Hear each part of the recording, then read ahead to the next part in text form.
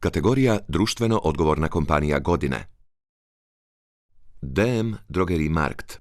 U poslovnoj godini 2019-2020 DM je u zajednicu uložio više od 1,9 milijuna kuna, te je uz prilagodbu poslovanja novonastalim uvjetima uzrokovanim koronavirusom nastavio pružati podršku zdravstvenim, obrazovnim i istraživačkim ustanovama, skloništima za napuštene životinje te potrebitim sugrađanima.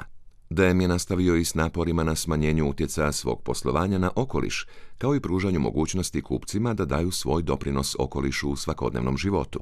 Od početka pandemije koronavirusa DM je svoje resurse usmjerio prema zaštiti zdravlja djelatnika i kupaca, te kako bi građanima osigurao proizvode koji su im prijeko potrebni. Nakon potresa koji su pogodili našu zemlju, DM je osigurao donaciju za građane i vatrogasce, a djelatnice i djelatnici DM-a zajednici su pomogli brojnim volonterskim aktivnostima. U novonastaloj situaciji DM je nastavio njegovati radnu atmosferu koja se temelji na osjećaju zajedništva, s ciljem da kao poslodavac bude faktor stabilnosti u životima djelatnica i djelatnika, provodeći pritom cijeli niz aktivnosti usmjerenih na dobrobit zajednice u kojoj djeluje.